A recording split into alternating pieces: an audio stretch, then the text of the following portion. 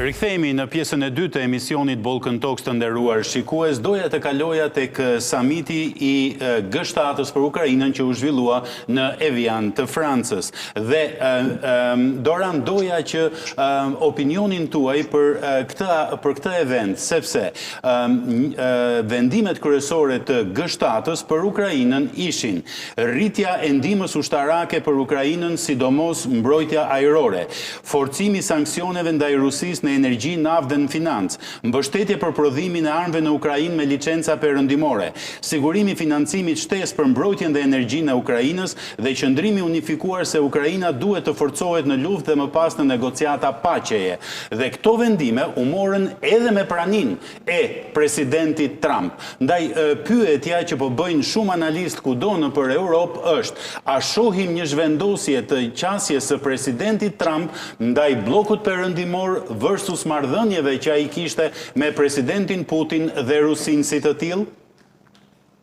Po, sigurisht, për sa kohë nuk kemi një luftë në Iran, atëherë edhe jemi shumë më afër paqes në luftën midis Ukrainës dhe Rusisë. Dhe e them këtë për faktin se Rusia ka qenë një nga përfituesit kryesor të luftës në Iran. Rritja e çmimit të naftës, për sa i përket asaj që ndodhi në Iran, ishte një, si thua, dhuratë që ju bë Rusisë nga kjo luftë, ku Rusia arriti të përfitonte çmime marrëmendse nga eksporti i naftës dhe jo vetëm kaq, po dhe disa sanksione i hoqën Rusisë përsa i përket eksportit të naftës. Dhe duke pasur parasysh që ju dha një krah Rusisë në këtë luftë, atëherë edhe kjo luftë do zgjaste më tepër, sepse Rusia nuk shikonte një incentiv për ta mbaruar këtë luftë. Sigurisht që shikonte incentiv për ta vazhduar luftën, edhe se po bënte më tepër para se po bënte përpara se fillonte lufta me Iranin.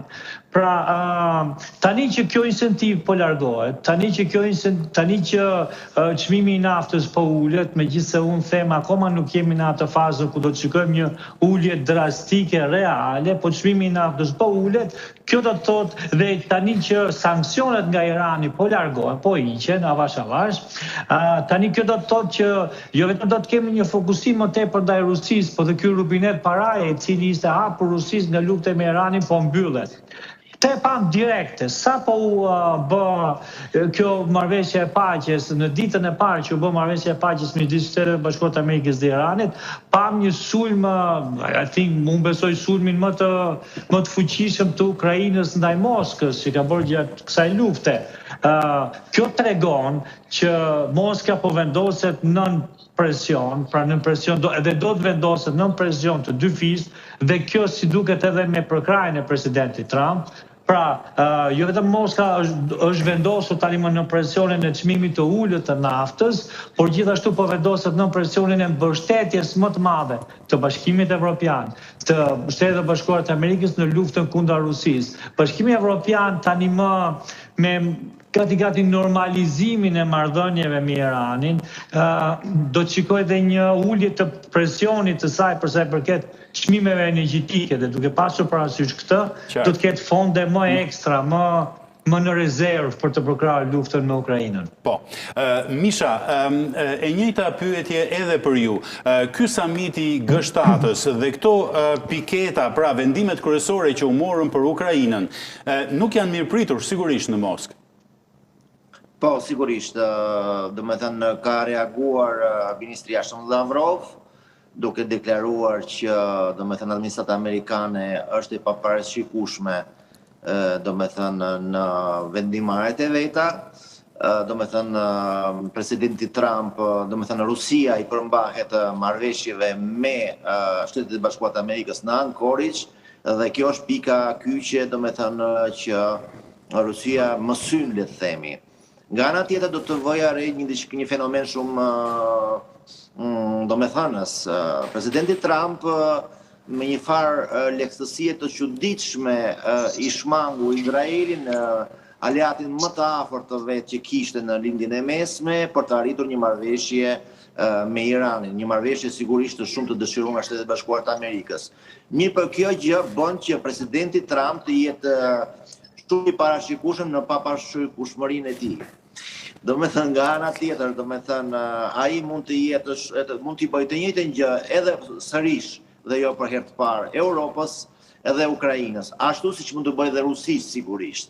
Prandaj, atë që do me thënë në G7 është një deklarat që u shpreh, vetë presidenti tam ka deklaruar që ai mund të kthejë sanksionet kundër Rusisë, duke pasur parasysh që nafta tashmë është ulur në mënyrë të konsiderueshme, dhe gjithashtu dha atë idenë që korporatat amerikane, do me thënë të prodhimeve industriale ushtarake, mund të zhvilloheshin edhe në vendet e Europës perëndimore dhe në Ukrainë, po sa është e realizueshme, sepse çfarë thotë sot nuk flet nesër, dhe ky është fakt. Dhe duhet parë më tej se si do vazhdojnë gjërat. Nëse kjo retorikë shumë le të themi kundër Rusisë do të kishte vijim, atëherë nuk do kishte kuptim dhe sens që Kushner dhe Witkoff së shpejti do të priten në Moskë. Pra janë dy pista paralele. Njëra është e drejtë, ajo që u tha më përpara, që mbi Rusinë ushtrohet presion, sigurisht që ky presion është, domethënë, në i dukshëm. Sinqerisht edhe në Rusi ka shumë forca që jo vetëm le të themi atyre opozitare, por dhe ato që janë qarqet rreth presidentit rus, ka janë dy kahe që dëshirojnë sigurisht një pjesë e madhe që dëshirojnë në përfundimin e luftës, një pjesë tjetër dëshirojnë vazhdimin e saj në mënyrë akoma më radikale. Prandaj edhe këtu do me thënë është rreziku që të mos anashkalohet situata në një ekstrem tjetër, sepse vënia e Rusisë për shembull në një formë vetë ekzistencë, luftë për ekzistencë, do ta shndronte atë në një rrezik mbar botëror me shije nukleare. Edhe kjo është shumë e rrezikshme dhe e frikshme madje. Ambasador Peci, si e shihni ju këtë summit të G7-s dhe këtë rivendosje të kohezionit të brendshëm mes aleatëve perëndimor dhe Shteteve të Bashkuara të Amerikës? Po fillimisht, Franco, po dua të ritheksoj që Rusia nuk ka në detin mes dhe asnjë nëndece. Edhe kjo është që nga marsi i vitit të kaluar. Nëse nuk është e qartë, mjafton që të lexon materialet e fundit edhe mund ta shohim këtë. Po ashtu Rusia nuk ka prezencë në nivel të flotës në xhirin persik apo diçka të ngjashme. Ka disa anije. Flota ruse është e koncentruar në detin Baltik, në Arktik edhe në Paqësor. Për shkak që krejt tjera edhe Rusia e ka humbë kapacitetin e projektimit të forcës në nivel global. Vetëm këtë dua ta qartësoj e tash dalim te kjo pikë.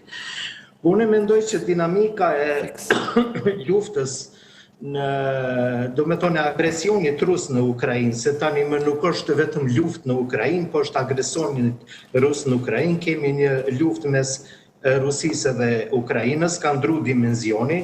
Tani Ukraina sulmon edhe Moskvën, kështu që ka ndryshu shumë parametra në këtë aspekt, edhe dhënja, edhe për herë të parë, pas një kohe shumë të gjatë, në takimin e G7-s, arrihet, si themi, konsenzusi që të ndihmohet Ukraina përpara, që të ndihmohet Ukraina materialisht dhe ushtarakisht në raport me Rusinë. Ky po krijon një moment të ri, i cili nuk ishte bashkë paramentuar para një kohe.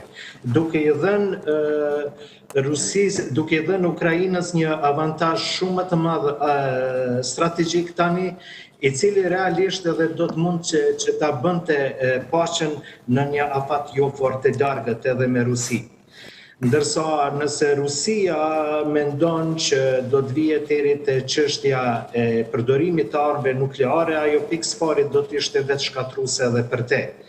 Kështu që unë mendoj që shumë përpara Rusia do të vjen deri te një marrëveshje e paqes se sa deri te përdorimi i armëve nukleare, me të cilën e ka një kërcënim, i cili realisht do të jetë vetë shkatrues për te, po edhe për botën, mirë po edhe për te. Edhe kështu që ky kërcënim mund të jetë real nëse pulla e cila do t'i aktivizon arsenalin nuklearin të Rusisë do të jetë në duart të ndonjë çmenduri, po jo në duart të një pushteti i cili mendon pak më tutje. Po.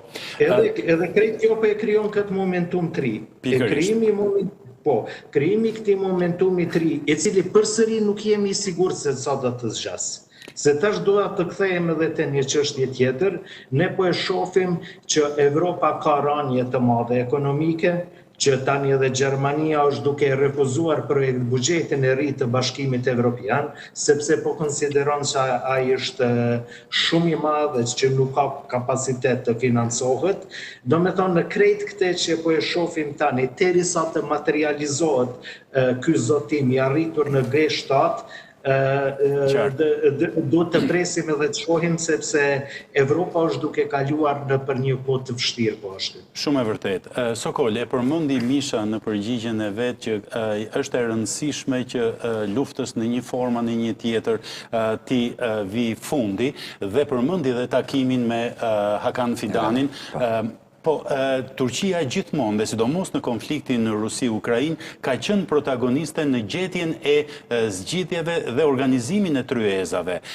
Ka ndonjë propozim konkret nga ana e presidentit Erdogan për t'i rithirur në tryezë, se kam përshtypjen është momenti i duhur, nëse nuk duan që lufta të përshkallëzohet shumë më ashpër. Shumë interesante, Franco, që direkt pas luftës, dhe më thënë atë 5-6 muajt e parë, Turqia është i vetmi vend, po ashtu dhe më thënë zoti Erdogan ka një merit të veçantë për këtë, i ka ullur në tavolinë edhe ministrin e jashtëm rus, edhe ukrainizin, edhe në Istanbul, edhe në Antalya, për ka ullur të dy dhe për të gjithë të pikat e planit për një paqe që flasim... Për një memorandum mirëkuptimi, ndoshta si ai SBA-Iran. Po, biles, edhe për paktin e paqes, pra për një paqe të qëndrueshme mes dy shteteve, Turqia i ka prononcuar të gjitha, ja ka prononcuar të dy anëve dhe vetëm vend që nuk i ka thuhet se nuk kemi të sigurta, por Zelenski më vonë ka thënë që kishin presionin britanik, është Britania që nuk e ka lënë të ashuhet. Dhe nëse vim në ditët e sotme, jemi po të njëjtat pika. Pra, edhe nga ana e Ukrainës,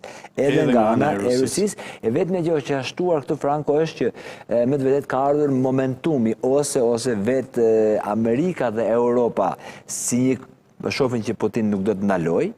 Pra nuk do të ndaloj, edhe nuk po hecen aq ndoshta sa ka pritshmërinë të donte marrjes së territoreve. Edhe nuk po ashtu, atëherë pra të kemi një kundër ofensiv nga ana e cila do të detyrohen deri dikund, por ne me zotin Misha kemi folur shumë edhe bashkë në programin tuaj, por edhe në programe tjera, Franco, që po armë bërthamore e ka, por nuklearizmi është, por ajo është fundi i të gjithë neve, pra i të gjithë botës, dhe besoj që takimi i zotit Hakan Fidan ka qenë shumë e rëndësishëm, ku për këtë Ankaraja prononcimet i ka të minimalizuar, sepse është në proces diplomatik intensiv. Shumë intensiv, se i ka pas folur për para dhe nuk do lëmon tashme për flasin pa flasin pa zë.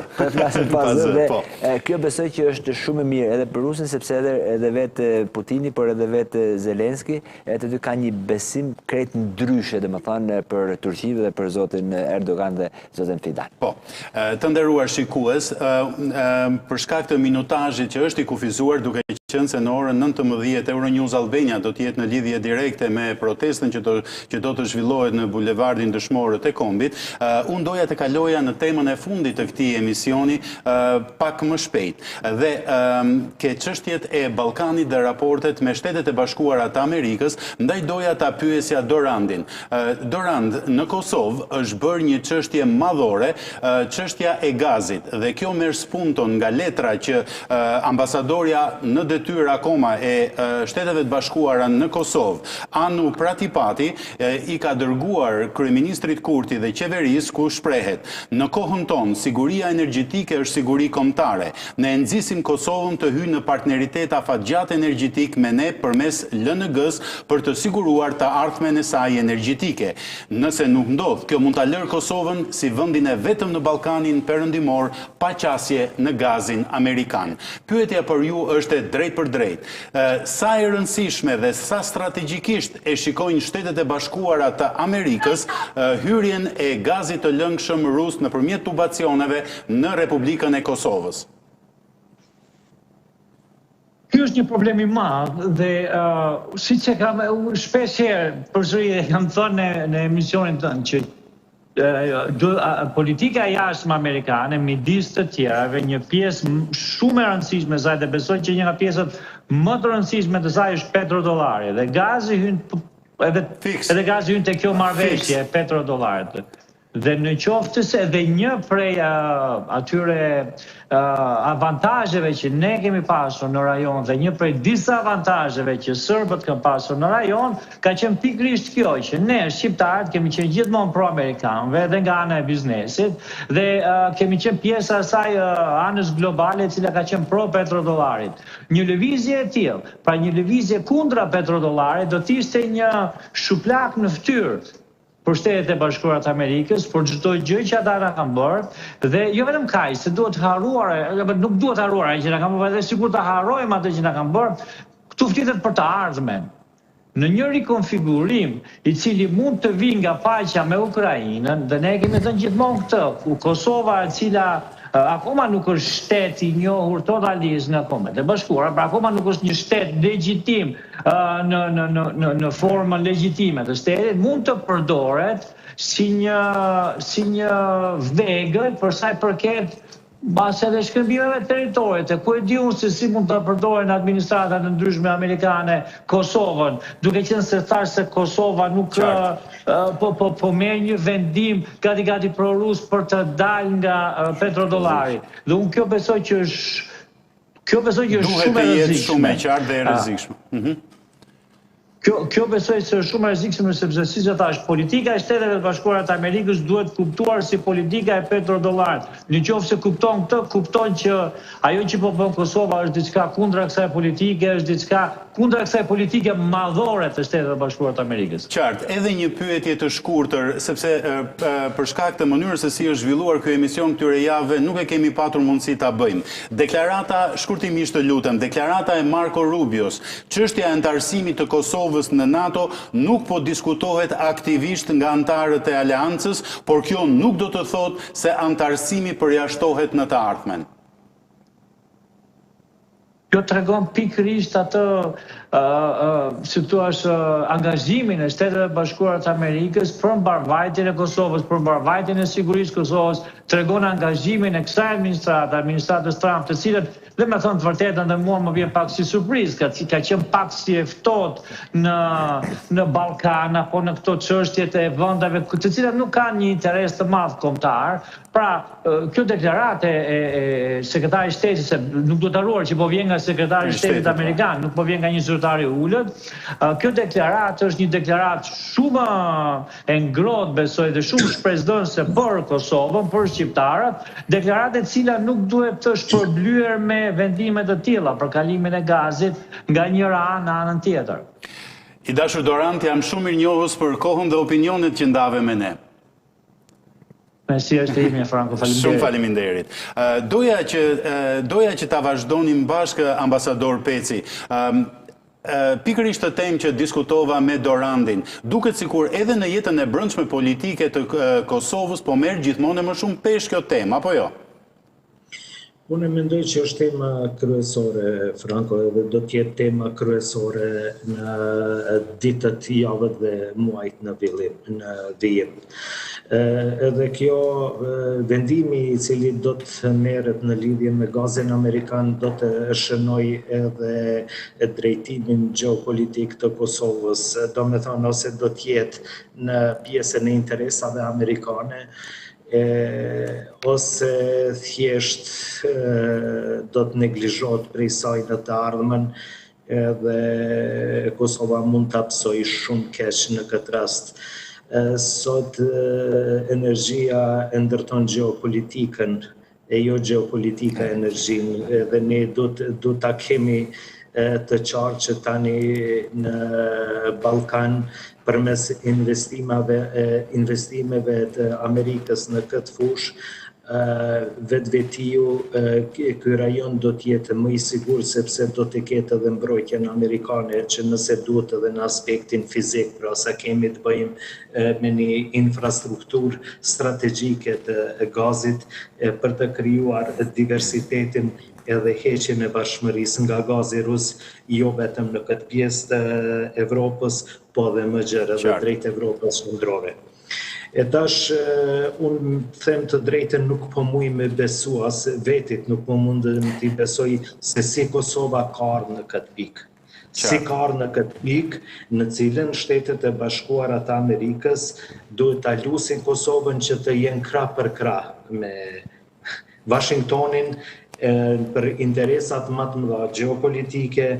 Edhe ne mas paku që ka kemi të regu është hezitim, qeveria Kosovës në këtë rast, mirë po edhe mendoj që krejt kjo do të determinoj të ardhmen e vendit tonë. Kosova du të harroj antarësimin në NATO nëse e refuzon gazin Amerikan. Në aspektin tjetër vetëm do të ashtoj edhe një gjë, që gazi Amerikan është mënyra më e levërdishme edhe në aspektin ekonomik për Kosovën për të siguruar energjinë. Sepse edhe kjo do t'i kushtoj shumë pa Kosovës. Sepse realisht infrastruktura nga Shkupi deri në Obiliqe me tutje është ndërtuar nga kohët e mëparshme dhe ka nevojë vetëm të ndrohen gypat. Kështu që investimet nuk do të jenë të mëdha dhe do të jetë mënyra më plus që kemi edhe levërdi ekonomike. Absolutisht. Me të vërtet nuk mund ta kuptoj kryeministrin Kurti dhe qeverinë e tanishme për sjelljen e saj ndaj Shteteve të Bashkuara të Amerikës, e cila në rastin më të mirë nuk do të ketë shijen e marrëdhënieve që i kemi pas deri më tani, ndërsa në rastin më të keq ato thjesht do të heqën dorë nga Kosova dhe Kosova duhet ta harrojë të ardhmen e saj atlantike spaku, me këtë do t'ja plotësojmë edhe dëshirat më të mëdha armiqve të Kosovës. Sokol, doja që ta ndroja temën pas kësaj analize shtëruse të ambasador Pecit. Mark Rutte, sekretari i përgjithshëm i NATO-s, deklaroi: NATO-ja do të reduktoj gradualisht praninë e KFOR-it në Kosovë, duke e quar numrin e trupave në rreth 3.000-3.500. Nënvizon, sepse situata e sigurisë është përmirësuar, por ne mund të rikthehemi me njerë por sa duhet. Komandanti i KFOR-it është generali Uktash. Po, Franco, nëse më lejoni të theme dy fjalimet, kjo LNG-ja amerikanë është shumë i rëndësishëm për rajonin dhe unë besoj tashmë që mbaruan edhe zgjedhjet në Kosovë, besoj që qeveria e Kosovës pra mos e bi prej e këtyre, sepse jemi në pragun e samitit e NATO-s që do zhvillohet në Ankara dhe këtu me të vërtet mund të kemi ndërhyrje keqja dashëse nga ato që nuk e duan Kosovën të jetë atje, dhe një shembull shumë shkurt e mbarova këtë. Turqia që i ka të gjitha anët e veta, komshit e vetë me gaz për Azerbajxhanin, Irakun, Iranin, të gjithë me gaz, edhe është në programin e LNG-s amerikane, të cila miliarda euro, miliarda dollar, petrodollar. Pra dhe Turqia dhe ka bërë marrëveshje në LNG-ja amerikane. Edhe nëse ne kombi shqiptar, pra pjesa e shqiptarisë në Kosovës bën një strategji fatale, dhe më thanë, kjo është e pa falshme. Kurse, për Rutte po, unë e kam ndjek nga afër dhe mundohem të ndjek nga afër, sepse tashmë nuk kemi edhe një muj ma, por du të flasim të gjithë njerëzit në medias akademikët, për këtë të bëjmë presionin tonë, brenda forcave tona, që po, me të vërtet NATO ne duam atje. Në fakt, flitet në NATO, por ato vendet që ne në thojza nuk na njohin, nuk na dojnë pra që Kosova të jetë në NATO, nuk janë të pakta në NATO.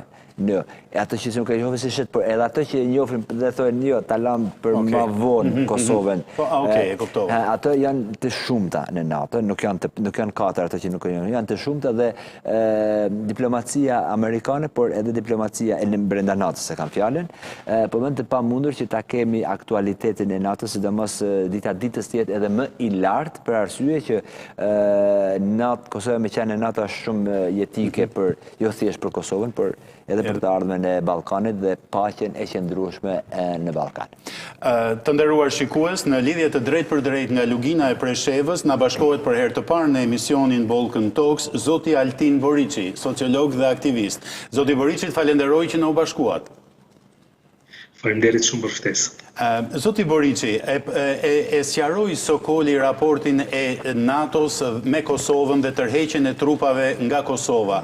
Por kësaj lëvizje të sekretarit Rute i parapriu dhe një vizite Aleksus Grinkević, komandanti i forcave aleate të NATO-s në Europë, i cili takoi presidentin Vučić në Beograd vetëm pak ditë më parë. Dhe në deklaratën zyrtare, midis reshtash kuptohej që ishte folur edhe për KFOR-in. Si e vlerësoni ju këtë lëvizje të NATO-s dhe çfarë reagimi ka patur nga elita politike serbe? Sigurisht për neve shqiptarëve të Luginës Preshevës çdo herë e shohim NATO-n, i shohim ndërkombëtarët si mburoj, sepse pa mbështetjen e tyre ne asnjëherë nuk mund të deportojmë ose sa herë që tentojmë që të integrohemi në institucionet shtetërore, gjithmonë janë ata që i prinë, sikur rasti i fundit me Ministrinë e Punëve të Brendshme, ku pa OSBE-n ne nuk kemi mund të futemi në negociatat që të marrin shqiptar në stacionet policore. Në Serbi çdo herë ka dallojnë deklaratë, dallojnë në bazë të interesave të cilat i kanë. Partitë çdo herë që janë në pushtet, majnë një qëndrim neutral, ndërsa ato që janë në opozit varet nëse janë radikalët, ata çdo herë mbajnë anën e rusëve, po tash viteve të fundit ka ndryshuar çësia dhe uroj që të mos ndryshoj raporti i ndërkombëtarëve në raport me Kosovën dhe të kthej syt nga Serbia. Qartë. Misha, doja që ta vazhdonim bashkë. Më tërhoqi vëmendjen deklarata e zëdhënëses së Ministrisë së Jashtme të Rusisë, zonjës Maria Zakharova, kur ajo fliste për raportet që ka krijuar NATO-ja me ushtrinë serbe, sepse vetëm pak javë më përpara apo pak ditë më përpara është zhvilluar manovra e përbashkët ushtarake Platinum Wolf mes ushtrisë serbe dhe forcave të NATO-s. Dhe ajo u shpreh, NATO-ja po përpiqet ta tërheqë Serbinë nga Rusia dhe të zgjerojë ndikimin e saj në Ballkan. NATO-ja po e shtrëngon Serbinë si një gjar për boa dhe synon kontrollin e plot të rajonit. Ajo kritikoi bashkëpunimin e Serbisë me NATO-n, duke insistuar se aleanca nuk respekton neutralitetin ushtarak të Serbisë dhe përpiqet ta afrojë atë me strukturat e saj. Unë mendoj që në fjalët e zonjës Zakharova ka një pjesë të vërtetës, por pa dëshirën e Serbisë nuk do bëheshin dot as stërvitje ushtarake. Kjo është domethënë një pasqyrimi politikës së jashtme të Vučićit që ka qenë e pranishme edhe më përpara, edhe në, le të themi, në furnizimin me armë të Ukrainës nëpërmjet shteteve të treta. Pra, është një sër hapash të bëra nga Vučići që kanë treguar që qeveria serbe e tanishme nuk është ajo që pasqyron interesat e Rusisë në Ballkan sigurisht. Rusia, siç ka qenë interesuar për Ballkanin në përgjithësi dhe atë perëndimor në veçanti, sigurisht do të vazhdojë të jetë interesuar, mirë po planet e veta ndoshta për një zhvillim apo ekspansion, si të doni merreni, mund të jetë sigurisht një tjetër politikan serb, po jo Vučići. Dhe Aleksandr Dugin vazhdon dhe insiston me një gjuhë dhe retorik të ashpër kundër presidentit Vučić, duke përdorur dhe epitete fyese për gojën e një ideologu edhe pse konservator. Duhet të them që Dugin në kohët e fundit ka lëshuar shumë deklarata të ndryshme në drejtime të ndryshme, përfshirë edhe këtu në Rusi ka kaktuar pa kënaqësi edhe në popullatën vendase, le të themi, për sa i përket cenzurës të internetit e tjera, ka bërë ca deklarata që janë pak të logjikshme, ndoshta është dhe mosha e thyer që ndikon mbi mendjen e tij. Nëse nuk jemi këtu për të vlerësuar një ideolog, por nga ana tjetër sigurisht që ai pasqyron atë atmosferë dhe atë perceptim që ka një pjesë e inteligjencës ruse dhe e elitës ruse karshi Beogradit zyrtar. Dhe kjo pasqyrohet me ato fjalor që përdor Dugini nganjëherë, por nga ana tjetër do thoja që ajo që thot Dugini nuk është se është, le të themi, pjesë e politikës zyrtare, por është një pasqyrim i saj. I dashur Mishat, jam shumë mirënjohës për kohën dhe praninë tënde në emision. Ishte kënaqësi. Shumë faleminderit. Ambasador Peci, doja që t'ja u bëja dhe ju këtë pyetje. A jeni ju plotësisht dakord me shpjegimin që i ka bërë Mark Rutte, fakti që do largohen rreth 1500 trupa nga KFOR-i në Kosovë? Pra është forcimi i sigurisë së Kosovës argumenti kryesor, apo është mungesa e rrezikshmërisë nga ana e Serbisë, siç e përmendi edhe zoti Boriçi me takimin që kishte Grinkević në Beograd me presidentin Vučić? Unë mendoj janë të dyja së bashku. Pikë pari, siguria në Kosovë tani është më e lartë, sepse nuk ka, si të themi, elemente paramilitare në Kosovë. Ato, do me thënë, ato që është quajtur mbrojtje civile dhe brigada Veriut, janë larguar nga Kosova me urdhër të Vučićit pas sulmit në Banjska, dhe ky ka qenë çmimi që Serbia të mos t'i marrë sanksionet aso kohe për shkak të sulmit në Banjsk. Kështu që realisht rreziku i brendshëm është relativisht i vogël në këtë aspekt, mirë për në anën tjetër, edhe kur ka deklaruar presidenti Trump që ka nalë një luftë mes Kosovës edhe Serbisë, edhe këtu ka pak dëvërtet në këtë aspekt.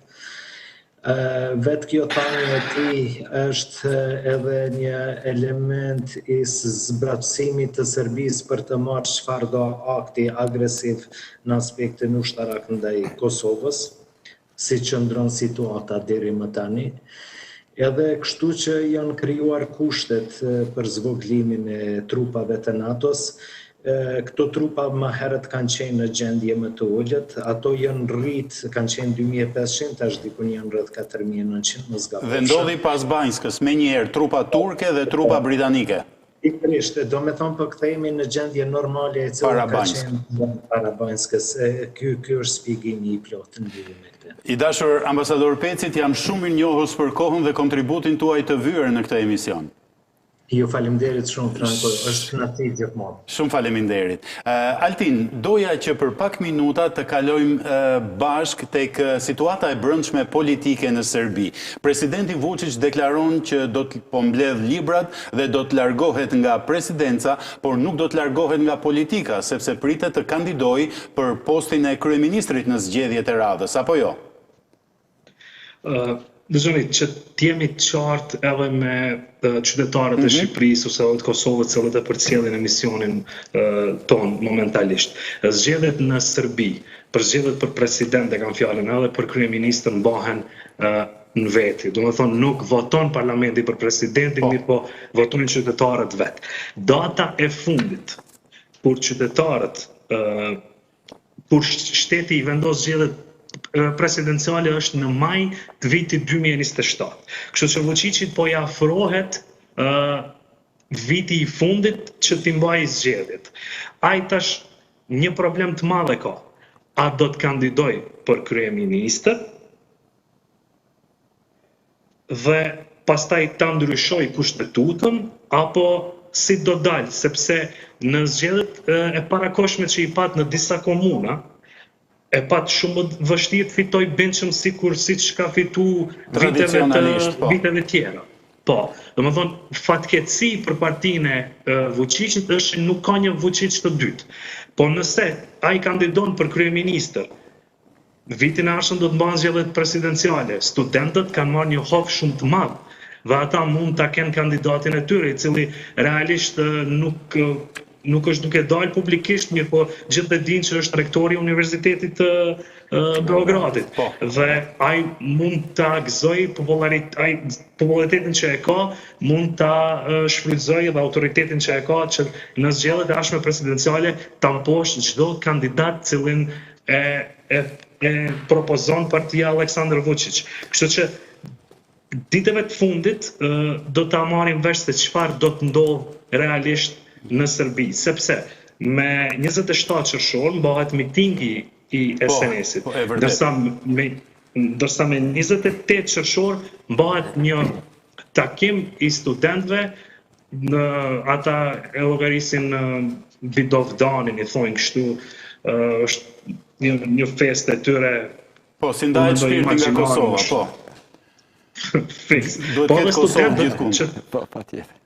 sepse unë gjatë kohës kur kam fillu protestat, unë kam qenë duke punu në një organizatë jo qeveritare cila është mbështet projekt nga britanezët. Unë i kam pa nga afër studentët duke protestu. Në asnjë moment ata nuk kanë bërë thirrje nacionaliste anti-Kosovës, derisa e kanë kuptuar që duhen me dalë me një listë që të konkurrojnë në zgjedhje. konkurrojnë në zgjedhje. Po, Sepse ata e dinë sakt Altin, unë të kërkoj... Absolutisht jam dakord dhe këtë çështje ne do të trajtojmë në emisionet e radhës, por duke qenë se duhet gradualisht ta mbyll të emision, kam edhe një pyetje të fundit. Ky emision po mbyllet më shpejt sepse linja do t'i kaloj koleges Greta Topiana për të vazhduar me mbulimin e protestave që zhvillohen në Tiranë. Por pyetja është e drejtë për drejtë dhe e thjeshtë. Si ka reaguar media në Beograd për sa i përket protestave që po zhvillohen dhe që sot është dita e 21 këtu në Tiranë? Momentalisht i kanë edhe ata problemet e veta me protestet e veta. Jo, sigurisht. Do të ishin marrë më shumë me protestat në Shqipëri. Ata më shumë janë marrë me shqiptarët përgjithësi duke etiketu njëra palë, tjetrën palë që ju jeni të financuar nga shqiptarët ose ata ju jeni pro shqiptarë kështu me radhë. Kështu që edhe duhet jem shumë i sinqert. Ne është e vërtet që jetojmë në Presheve cila është administratën sërbe, po duhet dini një gjë. Qytetarët e Preshevës më shumë janë shqetësuar se çka po ndodh në Tiranë se sa çka po ndodh në Beograd. Kjo është plotësisht e vërtetë. I dashur Altin, jam shumë i njohës për kohën dhe jam i bindur që do të kemi të tjera emisione për ta diskutuar në detaje jetën politike të Serbisë dhe të Preshevës. Shumë faleminderit. Me kënaqësi. Faleminderit dhe fundjavë të mbar. Jemi thuajse në fund Sokol. Përpara se ta mbyll doja të thoja edhe një herë, si do ta përkufizoje peshën e Turqisë në jetën e ushtarake dhe të sigurisë së Kosovës? Është shumë e rëndësishme, e para. E dyta, shoh një koordinim perfekt mes Washingtonit dhe Ankaras, e cila e ka edhe nga ana historike apo edhe nga investimet e saj që Turqia ka bërë në sigurinë e Kosovës, parë në policinë, në ushtrinë të gjitha, jo vetëm thjesht në edhe në armatim, edhe në industrinë e armatimit brenda Kosovës, edhe marrëdhëniet miqësore mes Kosovës dhe kësaj ka një rol të rëndësishëm, ku ky rol nuk i mohohet, pra nuk është se mund të jetë rival me Washingtonin apo me Brukselin, dhe kjo besoj që do të ketë edhe më të rëndësishme në vitet në vim, derisa siguria e Kosovës të arrijë të qëndrojë me këmbët e veta, por gjithsesi prap aleancat mes Kosovës dhe saj janë të pashmangshme. Dhe në qoftë se do të bëja një pyetje dhe një përgjigje vetëm 50 sekondë që si gazetare di që do të thotë, nëse do të krahasojmë ndihmën ushtarake të Turqisë për Kosovën dhe ndihmën ushtarake të Turqisë për Serbinë? Janë 100% për ndihmë. Dhe më thënë, 99% i ka për Kosovën, po. Serbinë bile ndihmë nuk mund të quaj biznes. Është biznes ushtarak, ndërsa me Kosovën është ndihmë dhe biznes. Është ndihmë, biznes, mbështetje dhe bashkëpunim. I dashur Sokol, shumë faleminderit që ishe me mua këtu në studio. Është kënaqësi dhe të falenderoj shumë që më keni ftuar. Shumë faleminderit. Të nderuar shikues, këtu po e përfundojmë emisionin Balkan Talks dhe siç ju njoftova, linja do t'i kaloj pas pak koleges Greta Topiana për review-n e saj për të ndjekur protestën ditën e 21 të saj në bulevardin Dëshmorët e Kombit këtu në Tiranë. Deri në takimin tonë të radhës, nga unë Franco Egro, faleminderit për vëmendjen dhe miru takofshim.